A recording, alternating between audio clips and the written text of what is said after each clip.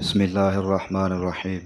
حضرت ابن عمر رضی اللہ عنہما سے روایت ہے کہ رسول اللہ صلی اللہ علیہ وآلہ وسلم نے فرمایا، بے شک اللہ تعالیٰ نے چاند کو اوقات معلوم کرنے کا ذریعہ بنایا ہے، لہٰذا جب تم اسے دیکھ لو تو روزہ رکھو، اور جب اسے دیکھ لو تو روزہ رکھنا بند کر دو۔ پھر اگر تم پر بادل چھا جائیں اور چاند نظر نہ آئے تو اس کی گنتی کر لو، اور خوب جان لو کہ مہینہ 30 دن سے زیادہ نہیں ہوتا۔ صحیح ابن خزیمہ حدیث نمبر 1906۔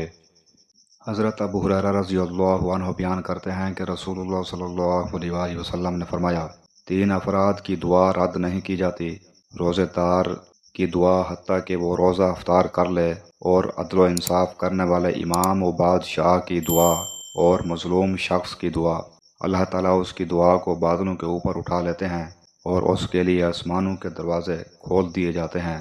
پھر رب عز و جل فرماتا ہے، مجھے میری عزت کی قسم، میں تیری ضرور مدد کروں گا، اگرچہ کچھ مدت کے بعد ہی کروں۔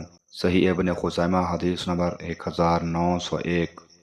حضرت سہل ابن سعد رضی اللہ عنہ بیان کرتے ہیں کہ رسول اللہ صلی اللہ علیہ وآلہ وسلم نے فرمایا، جنت میں روزہ داروں کے لیے ایک خاص دروازہ ہے جسے ریان کہا جاتا ہے، اس میں سے روزہ داروں کے سوا کوئی شخص داخل نہیں ہوگا۔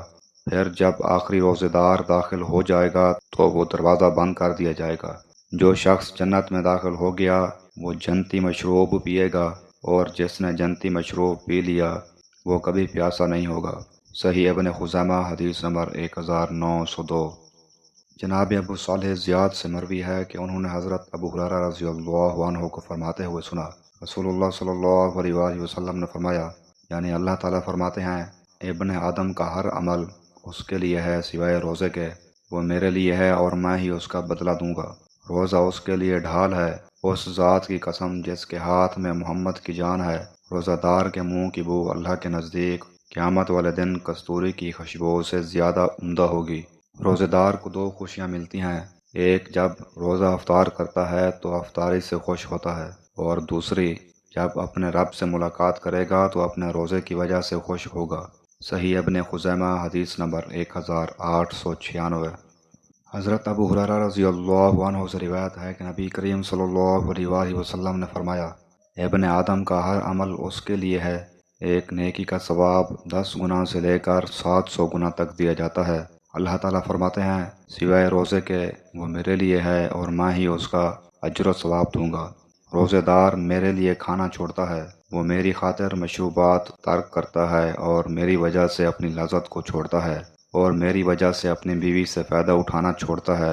اور روزہ دار کے منہ کی خوشبو اللہ کے نزدیک مشک کی خوشبو سے عمدہ ہے۔ اور روزے دار کے لیے 2 خوشی کے مواقع ہیں، ایک خوشی وہ ہے جب وہ روزہ افطار کرتا ہے، اور دوسری خوشی اسے اپنے رب کے ساتھ ملاقات کے وقت نصیب ہوگی۔ صحیح ابن خزیمہ حدیث نمبر 1897۔